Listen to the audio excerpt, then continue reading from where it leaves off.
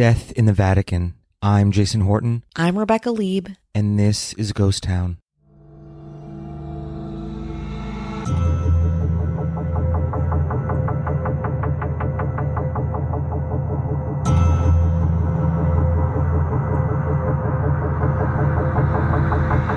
On May 4th, 1988, Pope John Paul II is having an evening like any other, preparing for bed inside of his luxurious apartments in Vatican City. But just 100 yards away, he hears gunshots. Jarred, the Pope would come to realize that part of the elite army that protects him would be unraveling. Alois Eastermann, the newly appointed Swiss Guard commander, Eastermann's glamorous ex-model wife, Gladys Meza Romero, and Cedric Tournay, a corporal in the Swiss Guard, would all be dead. While most blame the murders on the young, unstable Cedric Tournay, who killed Eastman and Romero before putting his 7mm pistol in his own mouth and pulling the trigger, the truth is far more complex, conspiratorial, and high-profile, containing theories that include the Masonic Temple, East German secret agents, and a top-secret Polish anti-communist organization. Today, we're talking about the Swiss Guard murders. At 121 acres with a population of 453 residents, Vatican City is the smallest country in the world by both area and population. The Vatican City State is an ecclesiastical or sacerdotal monarchical, hope I said that right, jurisdiction ruled by the Pope, who, as you know, is the problematic head of the Catholic Church. We could do many episodes on the Pope and the Church itself. I think that might be a little too intense. For now, we're not going to focus on the Pope, but the elite army used to guard the Pope. They're called the Guardia Svizzera, or Swiss Guards. If you've ever been to Vatican City, you'll know them through their blue doublets and blue berets, or often wearing yellow, green, blue, and red striped puffy-sleeved outfits that make them feel more like, in my opinion, jesters than guards. I don't mean to make fun of them. I just mean as a point of reference, their outfits are incredible and very memorable. In fact, these Renaissance-era uniforms are among the oldest uniforms in continuous use, though contrary to legend, the artist Michelangelo probably did not design them. While they're called Swiss Guards, they're actually not part of the Swiss armed forces at all, but are an elite military corps of around 100 soldiers employed by the Roman Catholic Church under the leadership of the Pope, siphoned off from the Swiss military. Following me? The Pontifical Swiss Guard has its origins starting in the 1400s, when Pope Sixtus made an alliance with Switzerland to create its own world's smallest army, from the best of the best Swiss Guards. The tradition continued, and today, Swiss Guards serve as personal protectors and escorts to the Pope. They're kind of the watchmen of Vatican City. As is common with any elite military unit, competition is intense for jobs in the Swiss Guard. New recruits must be at least 5 foot 8 inches tall, unmarried Roman Catholic males, and have Swiss citizenship. They must be between 19 and 30 years of age, have a high school diploma, and have completed basic training with the Swiss military. Historically, new recruits also have to prove that they were free of physical deformities, and commanding officers or officers in higher ranks were often nobles. Anyway, that's still kind of in the landscape, but not explicitly stated. So Swiss Guards have been around since the 1400s, just doing their job. But a tragedy unfolds on the evening of May 4th, 1998, just behind Porta Sant'Anna, the main entrance to the Vatican. Around 9 p.m., a nun is in her second-floor apartment and hears some suspicious sounds coming from the Swiss Guard barracks. She goes to check it out, and her neighbor's door is wide open. Then she sees blood coming out of the official apartment of Alois Eastermann, the brand-new commander of the Swiss Guard. He was literally appointed just a few hours before. The 43-year-old has a gunshot wound to his shoulder and face. His Venezuelan wife, Gladys Meza Romero, is also on the ground, a bullet in her torso. Next to the couple is a 23-year-old guardsman named Cedric Tournay, who has a gunshot wound to his head. Medics arrive at Eastermann's, and Eastermann, Romero, and Tournay are all pronounced dead at the scene. News gets to Pope John Paul and the rest of the guard that night. Trying to get on top of the bad press, a press release goes out before midnight saying, quote, "The information that has emerged so far suggests Vice Corporal Cedric Tournay suffered a sudden fit of, quote, madness." The next day, around 1:30 p.m., Joaquin Navarro Valls, the Pope's press officer, appears before the media. In the crowded conference room on Villa della Concealzone, I definitely said that wrong, apologies, Valls explained very simply what had happened the night before.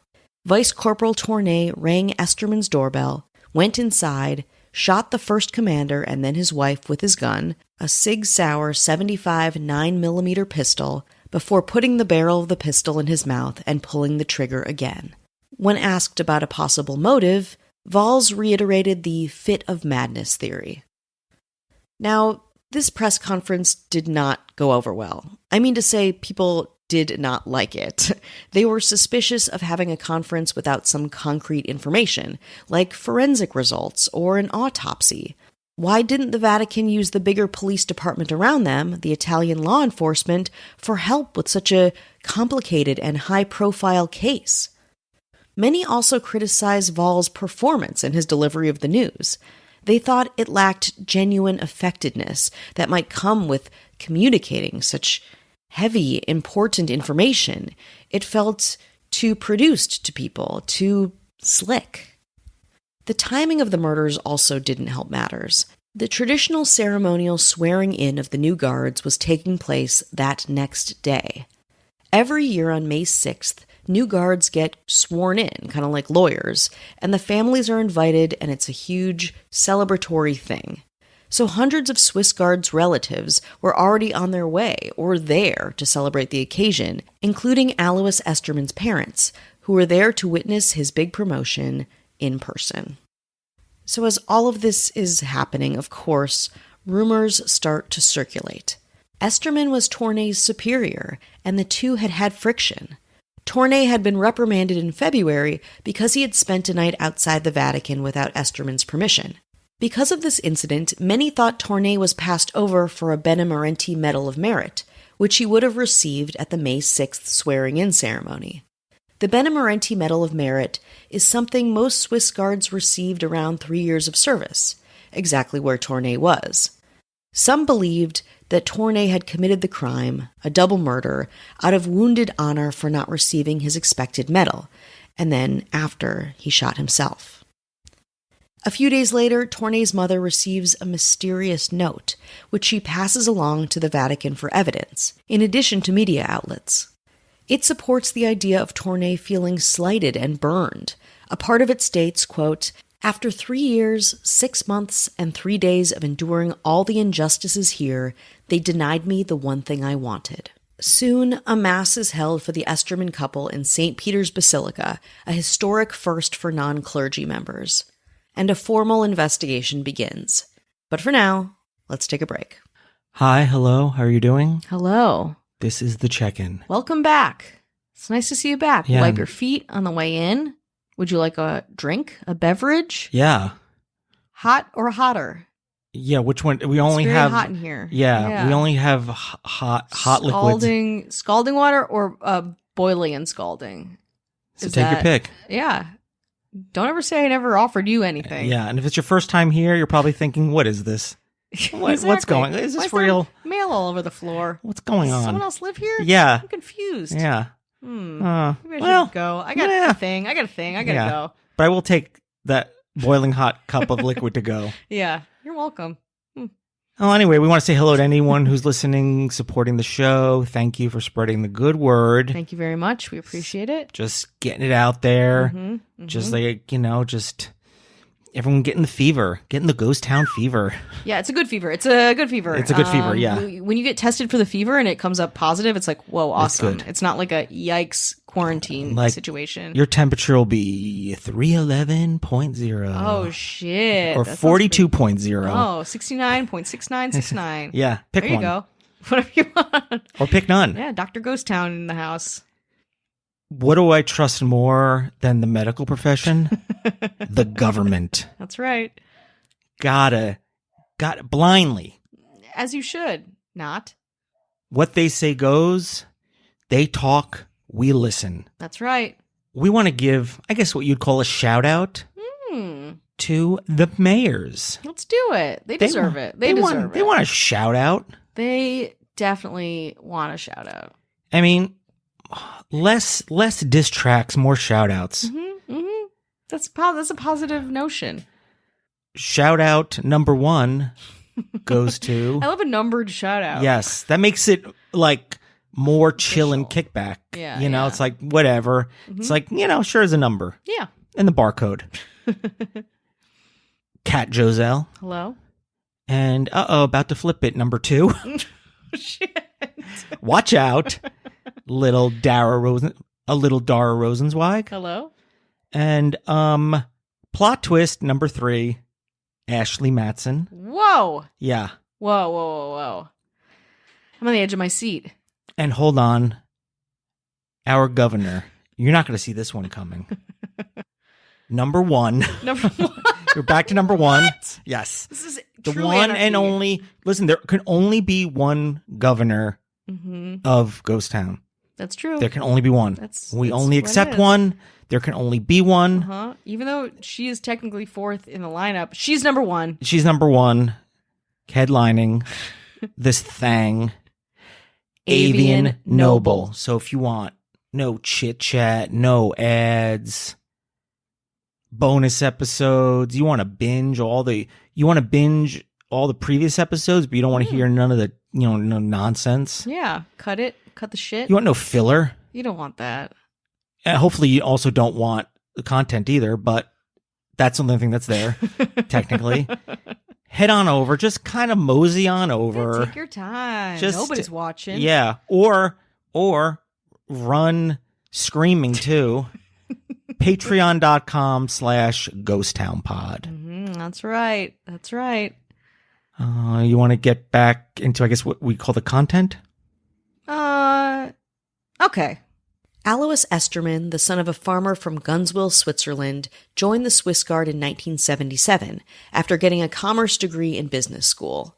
He then lived in Argentina for 2 years, but in July 1980 he just couldn't stay away, and he rejoins the Swiss Guard as an officer, thereafter receiving promotions to major in 1983, and then to lieutenant colonel in 1987, and in 1988 he is appointed lieutenant colonel of the Swiss Guard.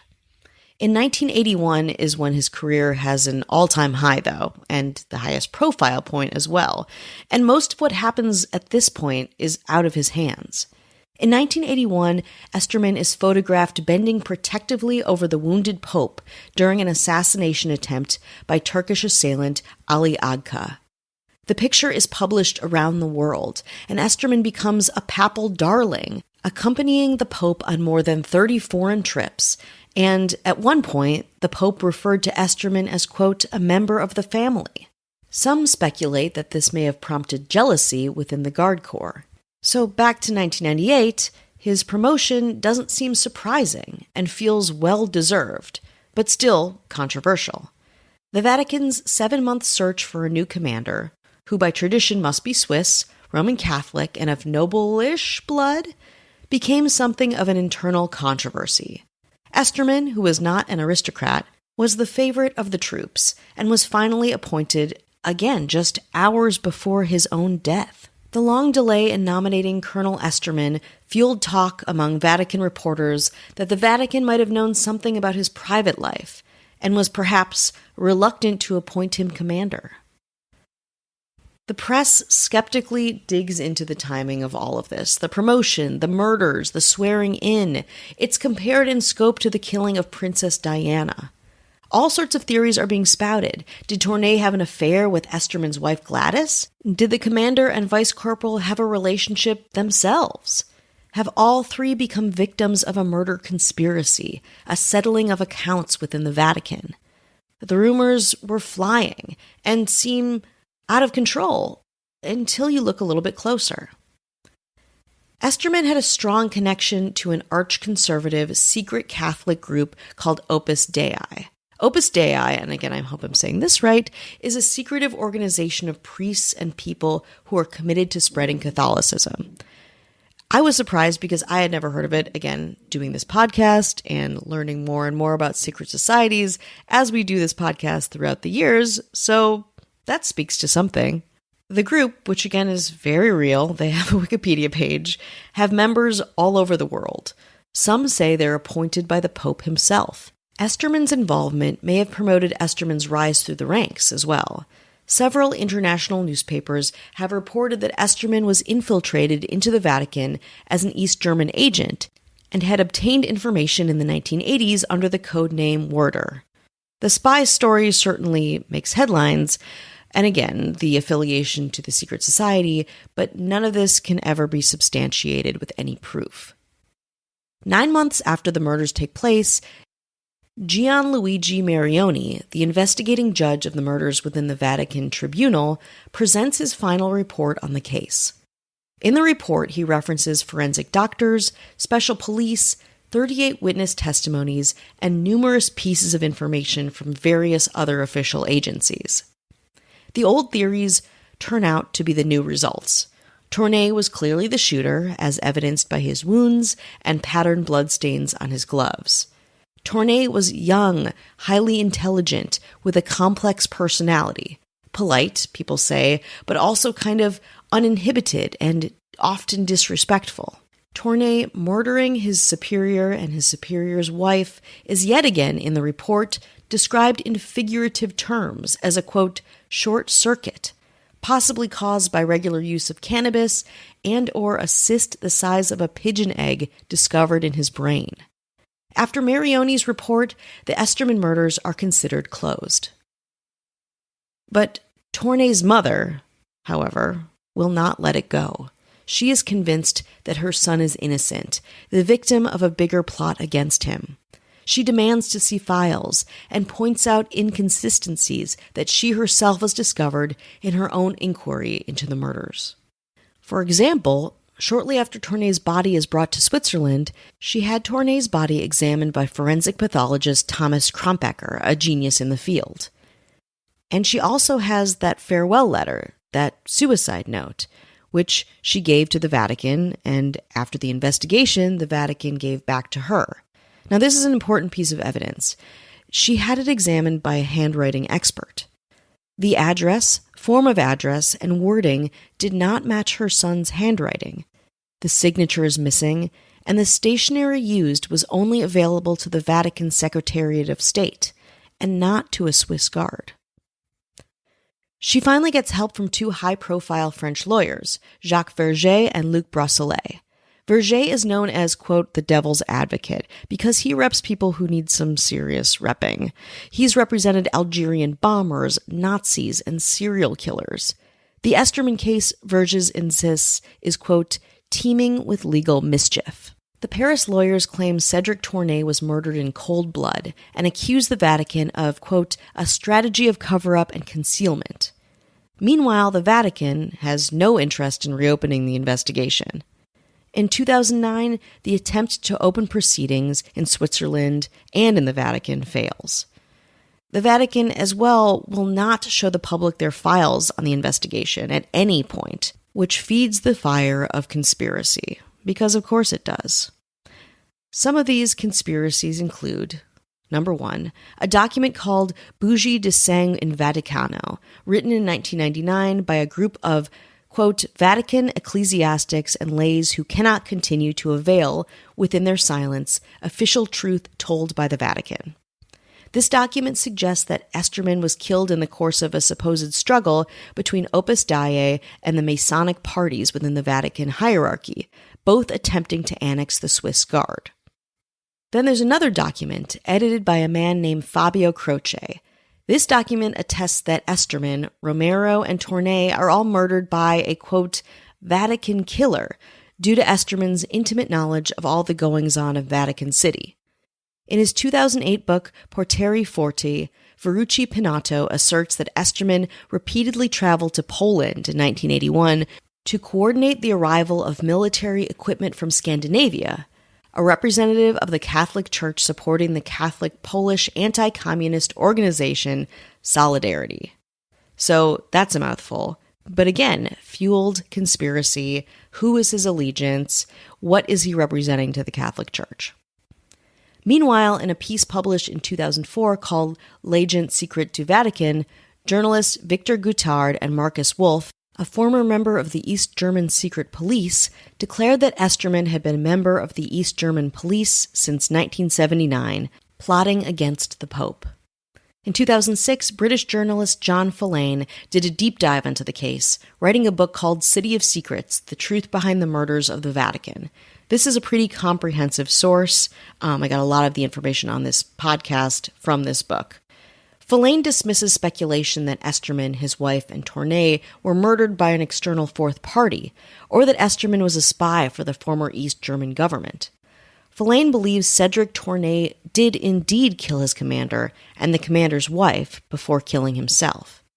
Reportedly, Tournay found this time in the Swiss Guard old-fashioned and stuffy and resented the traditions and the pomp of the post. According to Fallain, Tournay turned to his superior, Alois Esterman, for companionship, and the two had a sort of affair, a romantic affair. Fallain goes on to say that their relationship implodes when he realizes Esterman has betrayed him. Esterman's close link to the Opus Dei movement and his final refusal to award the Benemerenti Medal for 3 years' service led to more aggravation in Tournay's limited world, and his decision to kill his boss and lover, and Esterman's wife, the poor woman caught in the crosshairs, was finalized. In 2009, an Italian lawyer requested access to the Vatican court documents, but was denied.